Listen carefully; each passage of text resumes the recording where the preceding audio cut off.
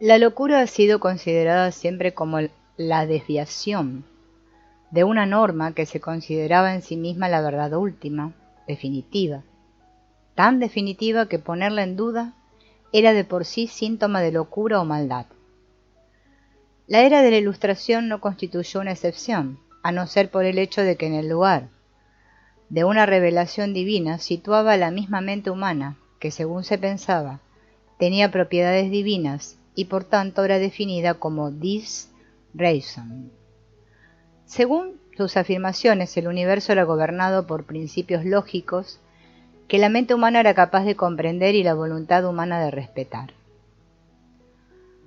Recordemos cómo la mitificación de la diosa razón condujo a la ejecución de unas 40.000 personas por medio de la invención ilustrada del doctor Guillotín, y al final se volvió contra sí misma con la instauración de otra monarquía tradicional. Pasado algo más de un siglo, Freud introdujo un concepto de normalidad mucho más pragmático y humano, pues la definió como la capacidad de trabajar y amar. Parecía que la definición quedaba demostrada por la vida de una enorme cantidad de personas y de hecho obtuvo un amplio consenso. No obstante, lamentablemente, según sus criterios, Hitler habría sido una persona más bien normal porque, como se sabe, trabajaba mucho y amaba al menos a su perro, y también a su amante Eva Braun. La definición de Freud resulta insuficiente cuando nos encontramos frente a la proverbial excentricidad de personas fuera de lo común. Estos problemas pueden haber contribuido al consenso general hacia otra definición de normalidad, a saber, la de adaptación a la realidad.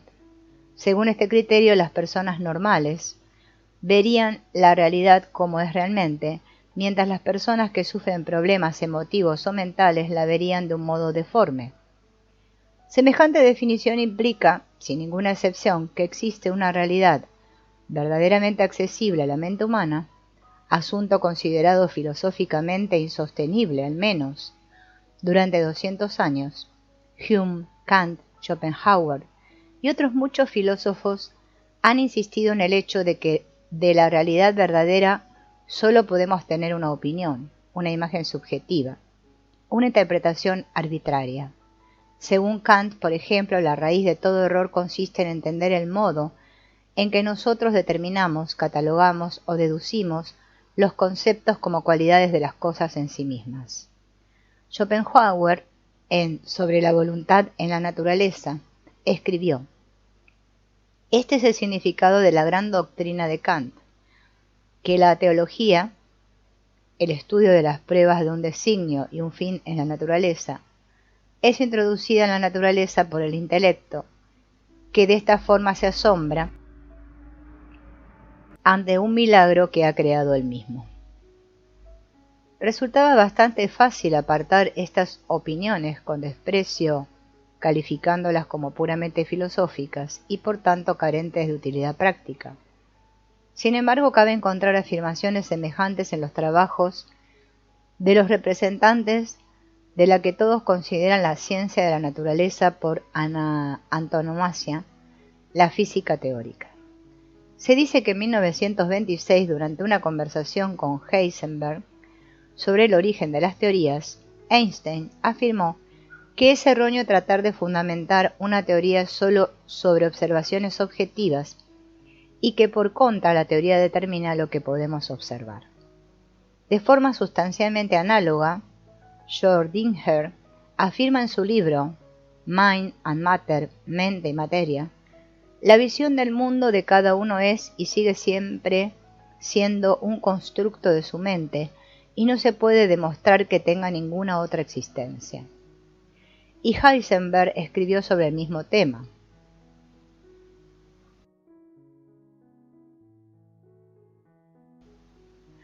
La realidad de la que hablamos no es nunca una realidad a priori, sino una realidad conocida y creada por nosotros.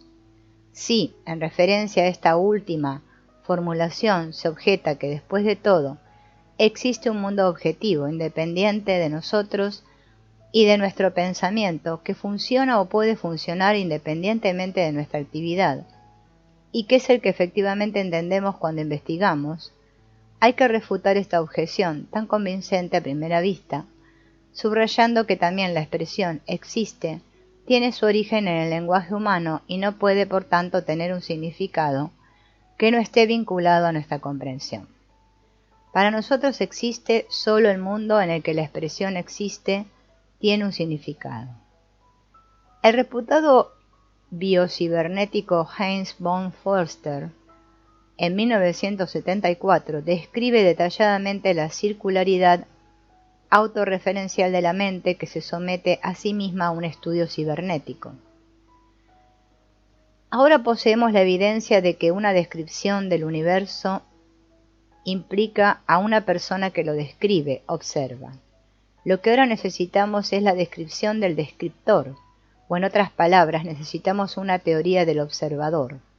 Dado que solo cabría calificar como observadores a los organismos vivos, parece que esta tarea corresponde al biólogo, pero él también es un ser viviente, lo que significa que en su teoría no debe dar cuenta solo de sí mismo, sino también del hecho de que está escribiendo dicha teoría.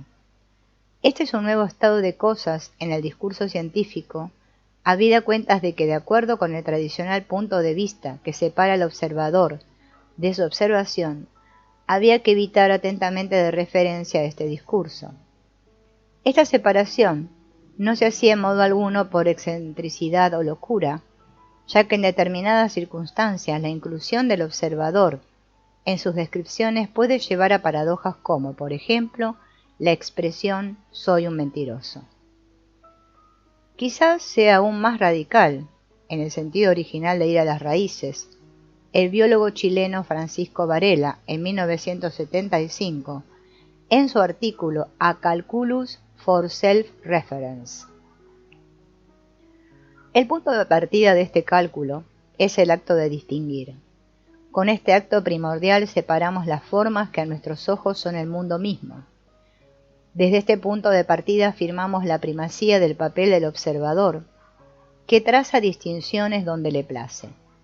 Así, las distinciones que dan origen a nuestro mundo revelan precisamente esto, las distinciones que trazamos. Y estas distinciones se refieren más a la declaración del punto en que se encuentra el observador que a la intrínseca constitución del mundo, el cual precisamente por causa de este mecanismo de separación entre observador y observado, parece siempre huidizo. Al percibir el mundo tal y como lo percibimos, olvidamos lo que hemos hecho para percibirlo como tal, y cuando nos lo recuerdan y recorremos hacia atrás nuestro camino, lo que encontramos al final es poco más que una imagen que nos refleja a nosotros mismos y al mundo. En contra de lo que habitualmente se supone, una descripción sometida a un análisis profundo revela las propiedades del observador. Nosotros, como observadores, nos distinguimos a nosotros mismos distinguiendo exactamente lo que en apariencia no somos, a saber, el mundo.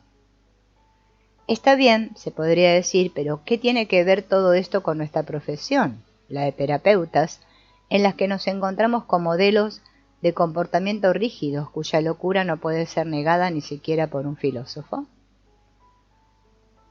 Como respuesta podríamos citar un extraño episodio sucedido hace más de 7 años en la ciudad de Grosseto. Una mujer napolitana que había viajado hasta Grosseto tuvo que ser ingresada en el hospital local en estado de agitación esquizofrénica aguda. Debido a que la sección de psiquiatría no podía acogerla, se decidió enviarla a Nápoles para un tratamiento adecuado.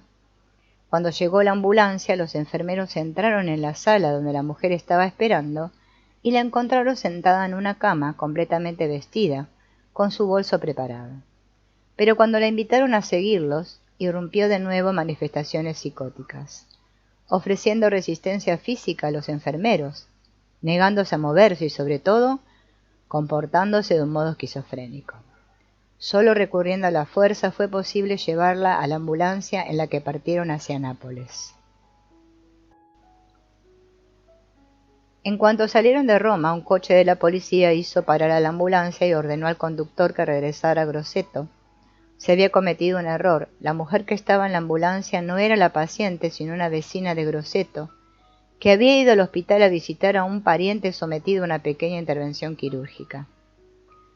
Habría sido exagerado decir que el error creó, o como decimos los constructivistas radicales, construyó una realidad clínica en la que justamente el comportamiento de aquella mujer, adaptado a la realidad, venía a ser la prueba clara de su locura. Por aquel motivo se había vuelto agresiva, había acusado al personal de tener intenciones hostiles, se comportó de un modo esquizofrénico, etc. Quien estuviera familiarizado con el trabajo del psicólogo David Rosenhan no tuvo que esperar a que tuviera lugar el episodio de Grosseto. 15 años antes, Rosenhan había publicado los resultados de un destacado estudio, On Being Sane in Insane Places, siendo sano en lugares insanos, en el que él y su grupo demuestran que las personas normales no son tout court identificables como sanas de mente y que los hospitales psiquiátricos crean las realidades en cuestión. Hace aproximadamente un año los medios de comunicación informaron acerca de un episodio esencialmente análogo sucedido en la ciudad brasileña de Sao Paulo. Según las informaciones, había sido necesario levantar la tribuna, muy baja de la terraza del círculo hípico, desde la que muchos visitantes se habían caído hacia atrás hiriéndose gravemente. Dado que no se podía sostener que todos los accidentes se habían debido a estados de embriaguez, se sugirió otra explicación, probablemente por parte de un antropólogo. Las diferentes culturas determinan normas diversas con respecto a la distancia correcta que hay que asumir y mantener durante una conversación cara a cara con otra persona. En las culturas de la Europa occidental y de Norteamérica, esta distancia consiste en la proverbial longitud del brazo. En las culturas mediterráneas y latinoamericanas que es bastante más corta. Así pues, si un norteamericano y un brasileño iniciaban una conversación, el norteamericano presumiblemente establecería la distancia que es para él la correcta, normal. El brasileño se sentiría a disgusto por encontrarse demasiado lejos de la otra persona y se acercaría para establecer la distancia que para él es la justa. El norteamericano se echaría hacia atrás, el brasileño se acercaría más, y así sucesivamente hasta que el norteamericano se caería detrás de la tribuna. Por consiguiente, dos diferentes realidades habían creado un acontecimiento para el cual, en la clásica visión monocultural del comportamiento humano, el diagnóstico de predisposición al accidente e incluso de manifestación de un instinto de muerte no sería demasiado imprudente y construiría a su vez una realidad clínica. El poder de crear realidades por parte de tales normas culturales es el tema del clásico artículo de Walter Cannon en 1942, Voodoo Death, una fascinante colección de casos antropológicos que demuestra cómo la inquebrantable convicción de una persona en el poder de una maldición o de un maleficio puede llevarla a la muerte en unas pocas horas.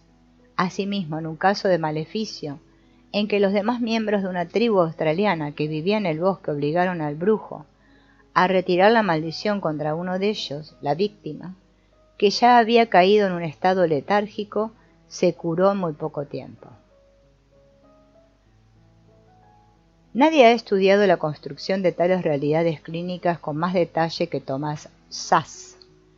Entre sus numerosos libros hay uno, The Manufacture of Madness, A Comparative Study of the Inquisition and Mental Health Movement, La fabricación de la locura, estudio comparativo de la Inquisición y el movimiento en defensa de la salud mental, particularmente pertinente para mi exposición.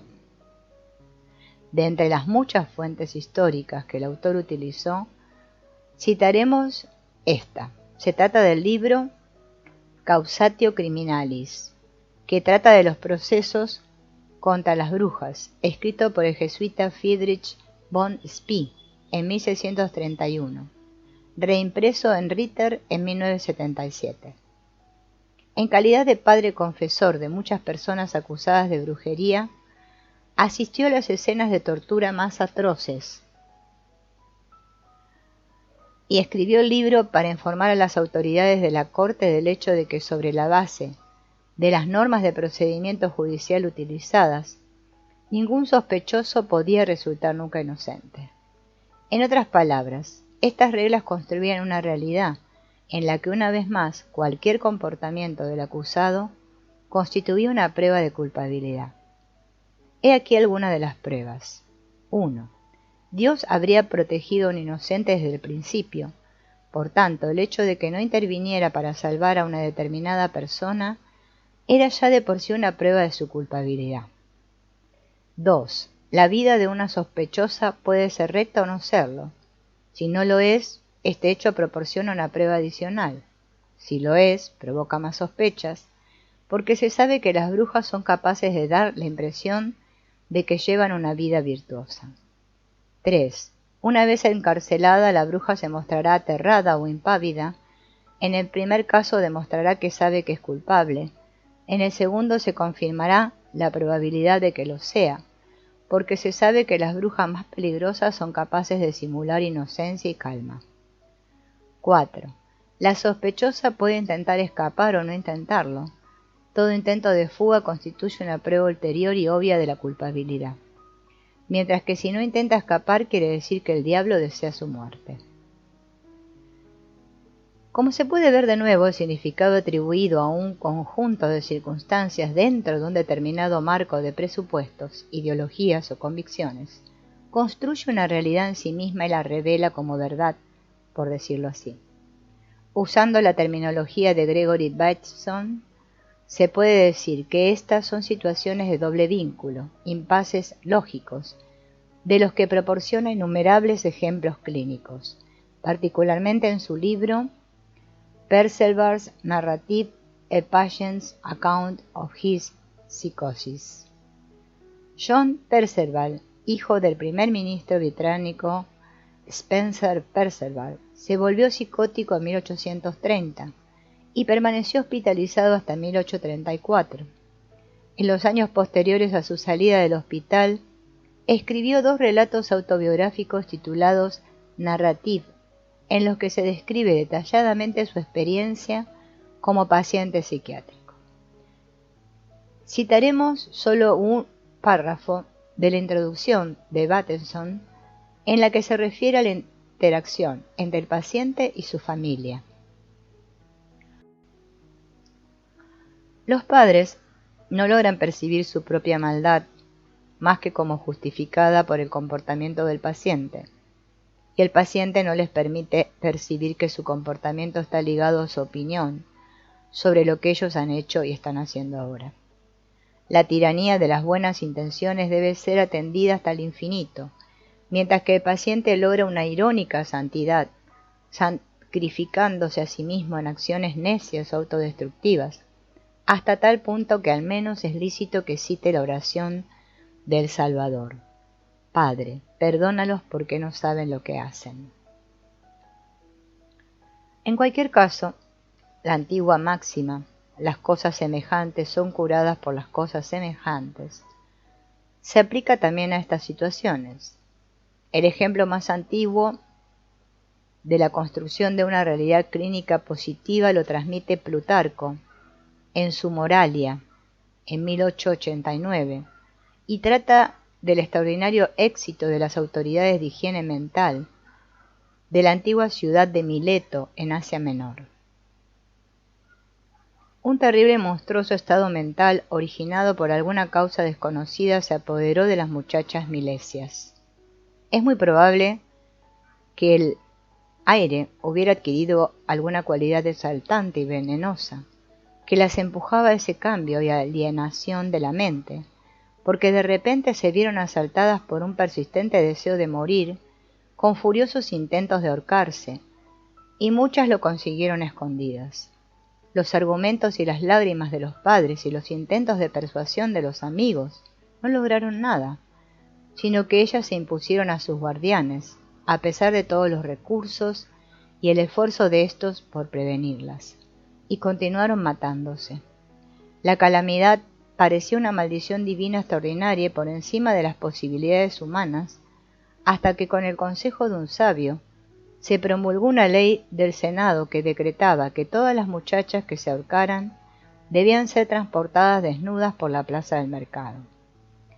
La aprobación de esta ley no solo inhibió, sino que anuló completamente su deseo de ahorcarse.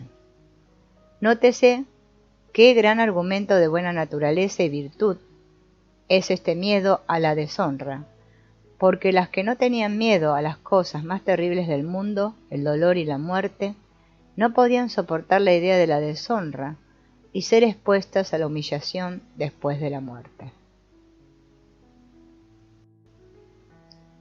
Es posible que aquel sabio conociera aquella máxima también antigua de Epicteto, que decía que las cosas en sí no nos preocupan, sino las opiniones que tenemos de las cosas.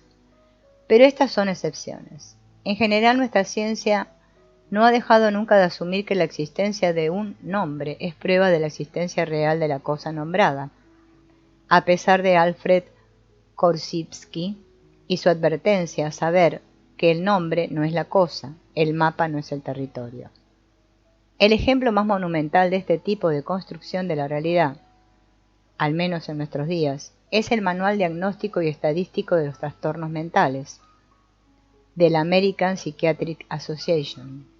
A sus autores hay que reconocerles lo que probablemente sea el éxito terapéutico más grande de todos los tiempos, como reacción a una creciente presión social. Ya no han calificado en la tercera edición la homosexualidad como un trastorno psiquiátrico, curando así a millones de personas de su enfermedad con una tachadura. Pero, bromas aparte, Carl Tom y su grupo estudian seriamente las consecuencias prácticas y clínicas del uso de términos diagnósticos en el programa de terapia familiar del Departamento de Psiquiatría de la Universidad de Calgary. ¿Qué conclusiones prácticas y útiles se deducen de todo esto? Si se acepta que la normalidad mental no se puede definir objetivamente, entonces el concepto de enfermedad mental también es indefinible. Así, ¿qué podemos decir de la terapia? En este punto, debemos dirigir la atención a un fenómeno conocido desde hace mucho tiempo, si bien casi exclusivamente como un conjunto de circunstancias negativas e indeseables, la profecía que se autodetermina. El primer estudio detallado se remonta a la investigación de Russell Jones en 1974 sobre los efectos sociales, psicológicos y fisiológicos de las expectativas. Como ya se sabe, una profecía que se autodetermina es una suposición o predicción que por el solo hecho de haber sido planteada como hipótesis hace que se realice el acontecimiento esperado o predicho, confirmando de este modo recursivamente su propia exactitud. El estudio de las relaciones interpersonales ofrece numerosos ejemplos. Por ejemplo, si una persona supone, por el motivo que fuere, que no agrada a los demás a causa de esta suposición, se comportará de un modo tan hostil, tan exageradamente susceptible y sospechoso, que producirá justamente en torno a ella el desprecio que esperaba, y esto constituirá para ella la prueba de cuánta razón tenía desde el principio. Un acontecimiento de esta clave se verificó a escala nacional en marzo de 1979, cuando los medios de comunicación de California informaron acerca de una inminente y drástica escasez de gasolina a causa del embargo sobre el petróleo árabe. Como consecuencia, los conductores californianos hicieron lo único que era razonable en aquellas circunstancias. Acudieron en masa a las gasolineras para llenar sus depósitos y mantenerlos siempre llenos en la medida de lo posible. Llenar 12 millones de depósitos, de los cuales en aquel momento probablemente estaban vacíos el 70%, agotó las reservas de gasolina y provocó la escasez predicha prácticamente de la noche a la mañana. En las gasolineras se formaban colas interminables, pero el caos concluyó unas 3 semanas después, cuando se anunció oficialmente que la cuota de combustibles asignada al estado de California había sido reducida mínimamente. Otros estudios ya clásicos son las interesantísimas investigaciones de Robert Rosenthal, particularmente su libro Pigmalión en la escuela, por no hablar de los muy numerosos estudios sobre los efectos de los placebos, es decir, las sustancias clínicamente inocuas que, a juicio del paciente, son poderosas medicinas recientemente descubiertas. Aunque el efecto placebo era conocido desde los tiempos antiguos y lo explotaron todo tipo de sanadores, espirituales y otros, no recibió mucha atención en el ámbito científico hasta mediados de nuestro siglo aproximadamente. Según Zafiro, en 1960, solo entre 1954 y 1957, se publicaron más artículos de investigación sobre este tema que en los 50 años anteriores. ¿Hasta qué punto una simple convicción o la atribución de determinados significados a las percepciones puede tener un poderoso efecto sobre la condición física de una persona? Queda perfectamente ilustrado con un ejemplo de Wojtławik, un especialista en hipnosis muy respetado por sus capacidades y sus éxitos clínicos. Fue invitado a dirigir un seminario para un grupo de médicos en casa de uno de estos, donde observó que todas las superficies horizontales estaban cubiertas de ramos de flores. Debido a que padecía una fuerte alergia a las flores naturales, casi inmediatamente percibió en los ojos y en la nariz las bien conocidas sensaciones de picor. En ese momento se dirigió al dueño de la casa y le comunicó su problema, y su temor de que en aquellas circunstancias no podría dirigir el seminario. El anfitrión manifestó su sorpresa y le pidió que examinara las flores que eran artificiales. En cuanto lo comprobó, su reacción alérgica desapareció con la misma rapidez con que se había presentado. Parece que este ejemplo proporciona una prueba clara de que el criterio de la adaptación a la realidad es después de todo plenamente válido. El hombre pensaba que las flores eran verdaderas, pero en cuanto descubrió que eran solo de nylon y de plástico, el choque con la realidad resolvió su problema y él volvió a la normalidad. Trazaremos una distinción entre dos niveles de percepción de la realidad, que generalmente no se distinguen el uno del otro. Debemos diferenciar entre la imagen de la realidad que percibimos a través de nuestros sentidos y el significado que atribuimos a estas percepciones. Por ejemplo, una persona neurológicamente sana puede ver, tocar y oler un ramo de flores. Por razones de simplicidad, pasaremos por alto el hecho de que estas percepciones son también el resultado de construcciones excepcionalmente complejas realizadas por nuestro sistema nervioso central, y también el hecho de que la expresión ramo de flores tiene un significado solo para las personas que hablan castellano, mientras que es un conjunto de sonidos o una serie de símbolos escritos carentes de significado para quienes no lo hablan.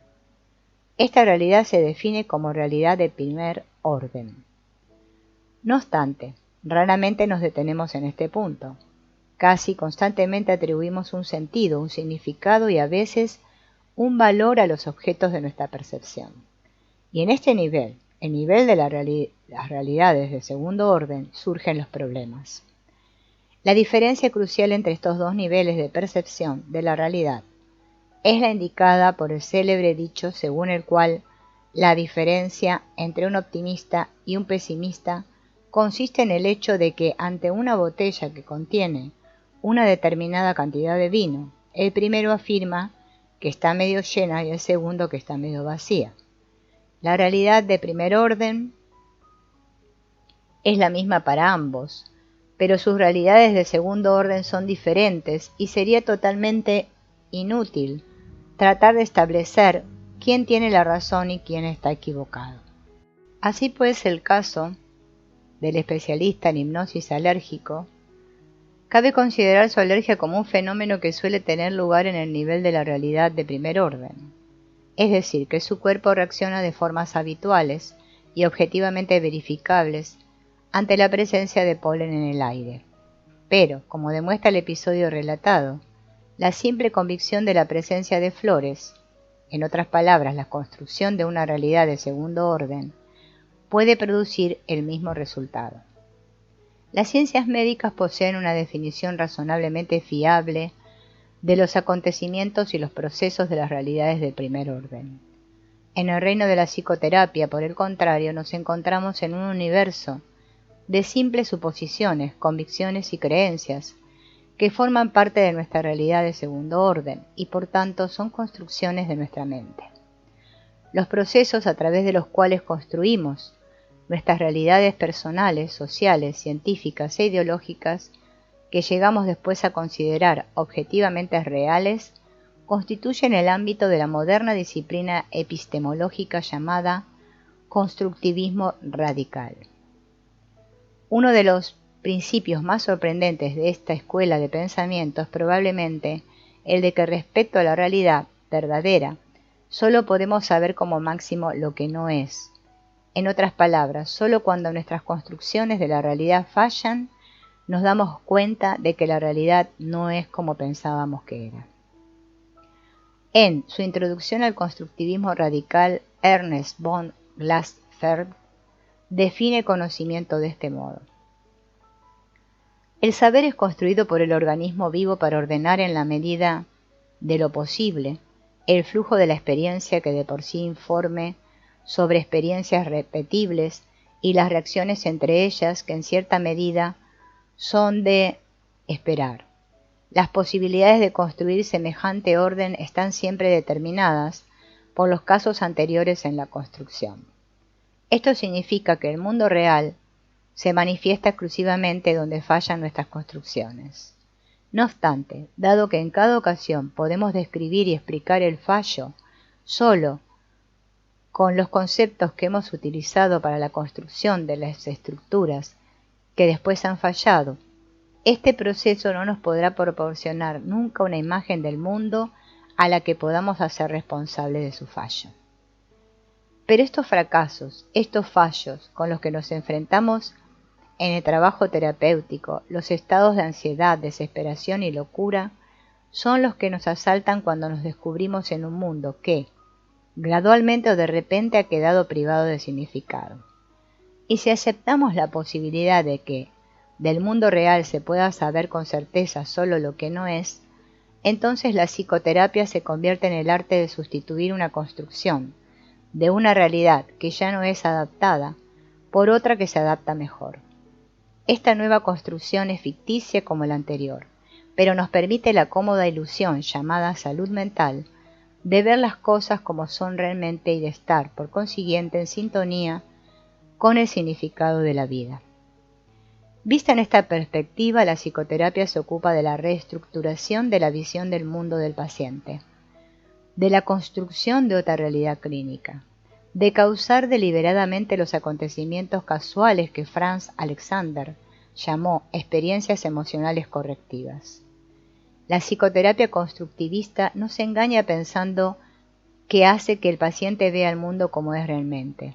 Al contrario, el constructivismo es totalmente consciente de que la nueva visión del mundo es, y no puede ser de otro modo, otra construcción, otra ficción, pero más útil y menos dolorosa. Al final de una terapia breve de 9 sesiones, una paciente, una mujer joven, dijo: «Mi modo de ver la situación era un problema. Ahora la veo de una forma diferente y ya no constituye ningún problema». Estas palabras son la quinta esencia de una terapia con éxito.